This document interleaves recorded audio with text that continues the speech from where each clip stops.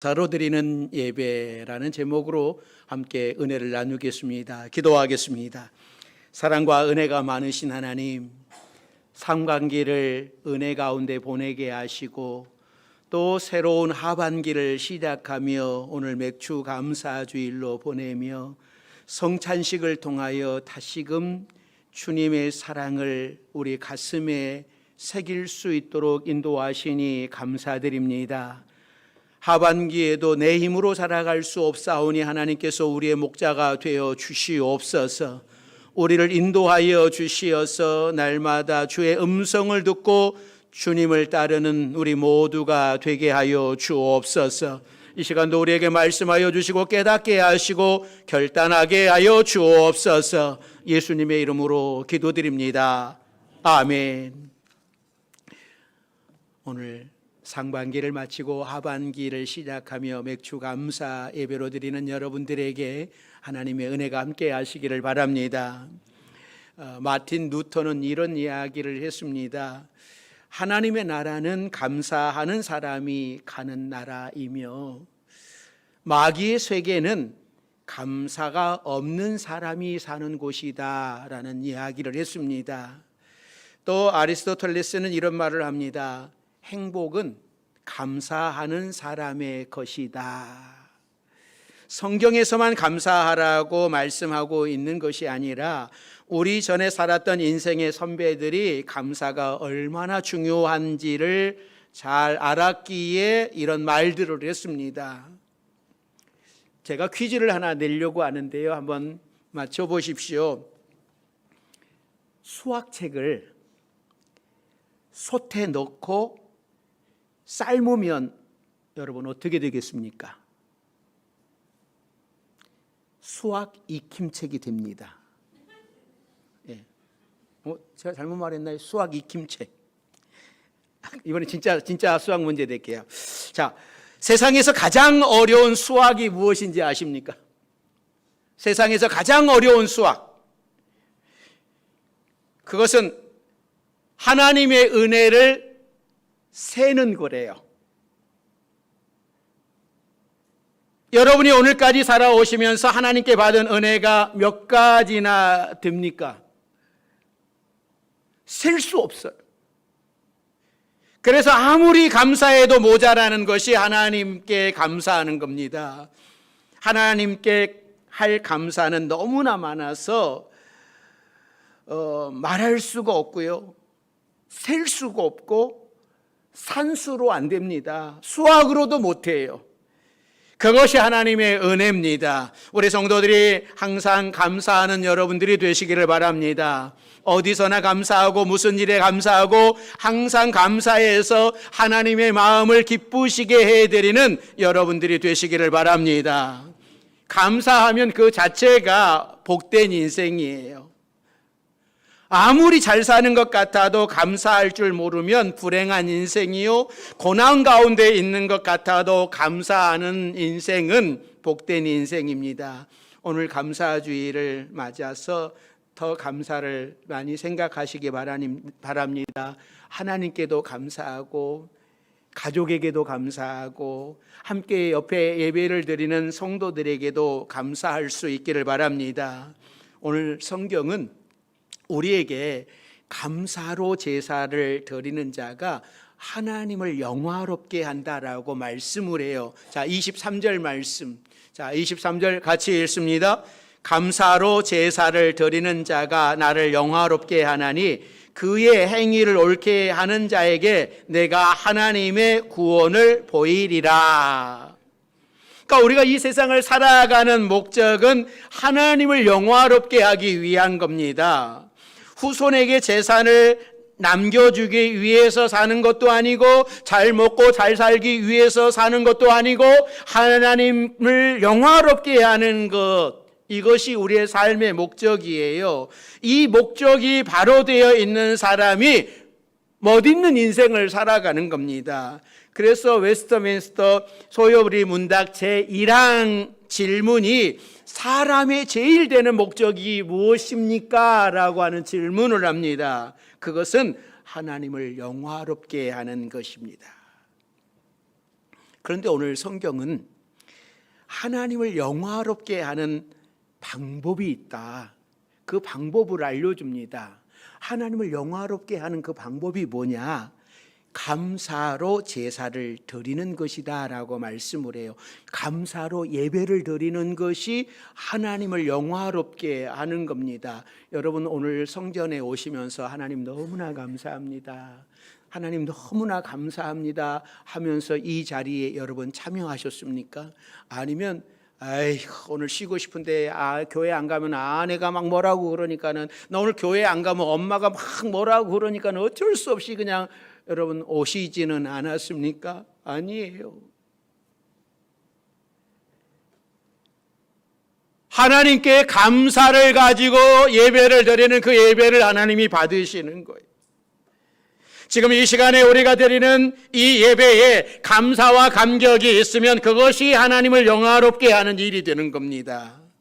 하나님께서는 우리가 감사로 드리는 예배를 받으시고 감격하십니다. 영광을 받으십니다. 그러기에 항상 예배 때마다 감사로 예배를 드리십시오. 하나님 앞에 고개 숙일 때마다 감사를 드리십시오. 찬양과 기도를 드릴 때마다, 말씀을 들을 때마다 감사로 받으시기를 바랍니다. 그러면 하나님이 영광 받으시는 거예요. 하나님이 받으시는 예배가 되는 겁니다. 왜 우리가 하나님께 감사의 제사를 드려야 됩니까? 그것은 우리에게 필요한 모든 것을 채워주신 분이 바로 하나님이시기 때문에 그래요. 하나님께서는 우리에게 모든 것을 주셨습니다. 우리는 그 은혜로 살아가고 있습니다. 그런데 사람들은 우리가 누리고 있는 이 은혜가 하나님이 주신 것이라고 생각하지 않는 데 문제가 있는 거예요. 내가 잘해서 좋은 집에 살고 있고, 내가 잘해서 사람들에게 칭찬받고, 내가 잘해서 좋은 학교 나왔고, 내가 잘해서 예쁜 자녀 낳아서 잘 살고 있다고 생각을 합니다. 내가 열심히 살아서 이 정도 됐다라고 생각을 합니다. 이것은 하나님이 받으셔야 할 영광을 내가 대신 누리고 있는 것과 같은 거예요. 하나님께 돌아가야 할 영광을 내가 빼앗고 만 거예요. 이런 사람을 오늘 본문에서는 뭐라고 경고를 하시냐면, 22절이죠. 22절 같이 읽습니다. 하나님을 잊어버린 너희여, 이제 이를 생각하라. 그렇지 아니하면 내가 너희를 찢으리니 건질 자 없으리라. 시편 50편을 보면 그 표제에 뭐라고 되어 있냐면, 대부분의 성경들은 아삽의 시, 아마 여러분 책들도 그렇게 아삽의 시라고 표현하고 표제가 붙어 있을 겁니다. 그런데 비전 성경에 보면 이 편집자가 이런 표제를 붙여놨어요. 무슨 표제를 붙여놨냐면, 제사의 참 의미와 악인의 위험이라고 표제가 붙어 있어요.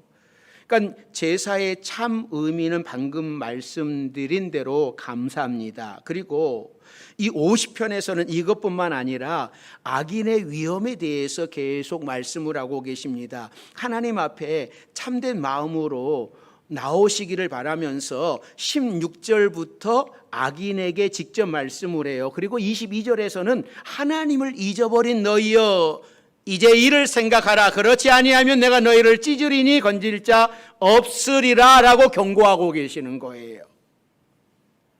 우리는 하나님을 잊어서는 안 돼요. 하나님의 은혜를 잊어서는 안 되는 겁니다. 하나님의 은혜를 항상 기억하고 있어야 됩니다. 하나님이 내게 주신 것이 얼마나 많은데 그것을 잊고 살면 언젠가는 파멸에 이르고 마는 거예요. 하나님의 은혜를 잊어버리게 되면 하나님을 떠나게 되는 거예요. 하나님은 감사를 잊지 않는 자를 인정하고 계십니다. 많은 사람들이 영육간의 은혜를 받고도 감사를 잊어버림으로 하나님께 인정받을 기회를 놓치고 살고 있습니다. 그러나 소수의 사람들은 작은 것이라도 지나치지 않고 늘 감사를 표현하고 하나님께 영광을 돌림으로 하나님께 그 믿음을 인정받아요. 여러분, 하나님께 인정받는 길은 여러 가지가 있습니다. 그러나 가장 쉽고 가장 좋은 방법이 있는데 그것은 감사로 제사를 예배를 드리는 거예요. 감사할 때에 믿음이 성장합니다. 감사에 인색해지면요, 그 다음부터 성장이 멈추어요. 마음도 굳어집니다. 풍성하던 은혜도요 중단돼요. 하나님 앞에 나올 때 다른 것은 다 놓고 나오시더라도 이 감사한 마음을 절대 놓고 나오지 마십시오. 한 주간 지내온 것, 한 주간 우리 아이들이 건강하게 잘 돌아오는 것, 남편이 출근했다가 잘 돌아오는 것, 여러분 이게 얼마나 큰 은혜고 얼마나 큰 기적인데 날마다 이 은혜를 받으면서 살아가면서 그 은혜 기억 꼭 하시기를 바랍니다.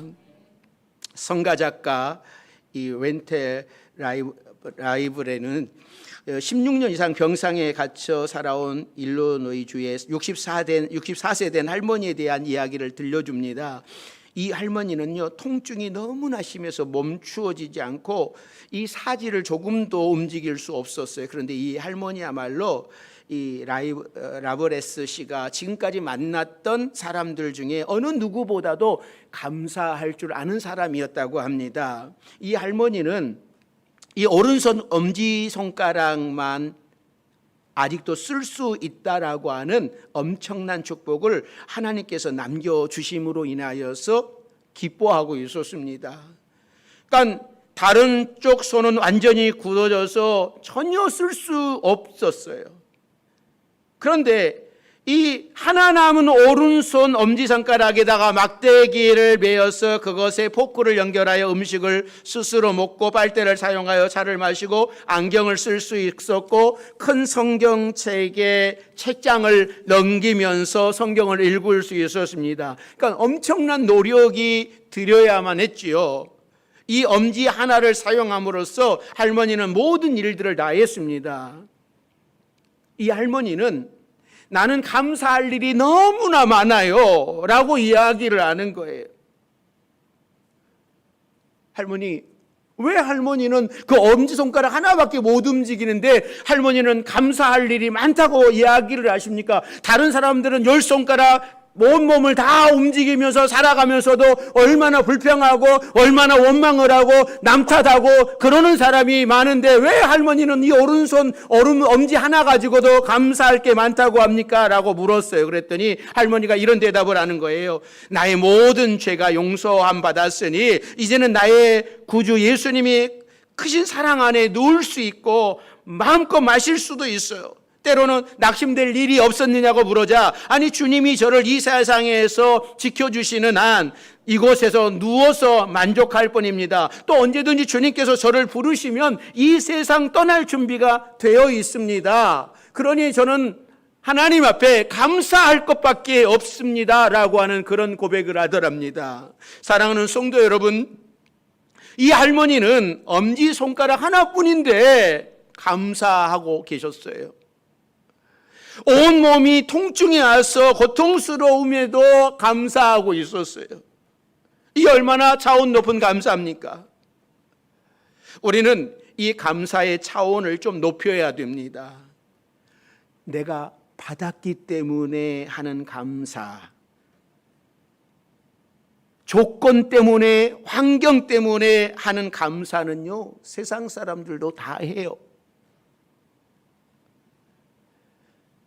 이건 기복적인 감사예요.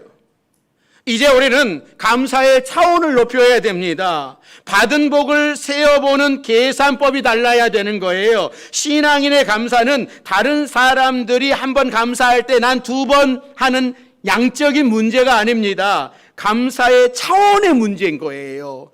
시공의 문제가 아니라 3차원, 4차원의 문제인 거예요. 땅을 사고 땅 문서 지고 하는 감사가 세상 사람들의 감사라면, 호화주택이 없어도 땅 문서가 없어도 교회 옆 공원을 거닐면서 등기가 안 되었을 뿐이지 삼천리 금수강산이 다 우리 아버지 것이고 그러니 내 땅이니 우리 집 옆에 이렇게 공원이 있으니 얼마나 감사한가. 여러분, 넓은 마음으로 크게 감사하는 신앙인이 되시기를 바랍니다. 내가 가진 것 때문에 감사하는 사람은 결국은 나도 불행해지고 너도 불행하게 만드는 거예요. 내가 아주 값비싼 이 다이아 반지를 끼고 하면서 여러분 자랑하면, 가난한 사람들이 나를 부러워하게 된다면 여러분, 이 사람은요 다른 사람을 불행하게 만드는 거죠. 내가 잘 산다고 그걸 자랑하고 다니면 다른 사람이 나 때문에 불행해지는 것 아니겠습니까? 이런 감사는요 하나님을 영화롭게 하는 감사가 아닙니다. 자신과 이웃을 행복하게 하는 감사가 아니에요. 정말 다른 사람이 나를 부러워하게 만들고 싶으면 내 인격을 부러워하게 만들게 하고 내 신앙을 부러워하게 만들고 내 기도를 부러워하게 만들어야 되는 거예요. 무엇보다 내 비전을 부러워하게 하십시오. 전도하여 제자 만드는 내 비전의 능력을 부러워하게 하십시오. 내 환경을 자랑하지 말고 내 속에 역사하시는 하나님을 자랑하며 살아갈 때에 나도 행복해질 수 있고 나를 보는 모든 사람에게 행복을 나누어 줄 수 있고 하나님을 영화롭게 하는 사람이 되는 겁니다. 내가 드린 감사로 다른 사람도 하나님께 영광 돌릴 수 있다면 참으로 차원 높은 감사일 겁니다. 환난 가운데 있다 할지라도, 세상 모든 사람들이 절망할 수 없는 안타까운 상황에 있다 할지라도 믿음의 날개를 달고 솟아오를 때에 감사로 제사를 드리는 자가 하나님을 영화롭게 하는 겁니다. 사랑하는 성도 여러분, 감사는요 행복해지는 연습입니다. 불평은 불행해지는 연습을 하는 거예요. 하나님은 감사로 예배하는 사람에게 행복한 삶을 줘요. 하나님은 감사로 예배하는 사람을 통하여 영광을 받으시고 그 믿음을 인정하십니다. 하나님은 감사로 예배하는 사람을 모든 환난에서 구원해 주신다고 말씀을 해요. 감사의 신앙이 열쇠예요. 사랑하는 성도 여러분, 우리는 상반기를 마치고 하반기를 시작합니다. 상반기에 하나님의 어떤 은혜가 있었는지 여러분 새하려 보십시오. 하나님께서 이스라엘 백성들에게는 절기를 주셨어요. 왜 절기를 주셨냐면 이렇게 사람이 살다 보면 잊어버리잖아요. 이게 하나님의 은혜였는지 잊어버려요. 그런데 이 절기를 보내면서 이게 하나님의 은혜였지, 내 힘이 아니었어, 내 능력이 아니었어, 내가 열심히 한다고 다 된 것 아니었어, 하나님의 은혜였습니다 라고 고백하면서 이스라엘 백성들이 이 절기를 지켰던 것처럼 우리도 이 맥주 감사주의를 지키면서 상반기의 모든 것이 하나님의 은혜였습니다. 하반기도 모든 것들을 하나님의 손에 올려놓사오니 하나님께서 경영하여 주시고 하반기도 감사하며 살아가게 하옵소서, 이렇게 고백하며 하반기를 시작하는 여러분들이 되시기를 주의 이름으로 축원합니다. 기도하겠습니다. 사랑과 은혜가 많으신 하나님, 오늘도 하나님을 바라보고 하나님을 의지합니다. 하반기를 시작하며 하나님 앞에 감사하며 시작하는 우리 모든 성도들의 감사를 받으시고 또 하나님 앞에 영광이 되도록 인도하여 주시옵소서. 예수님의 이름으로 기도드립니다. 아멘.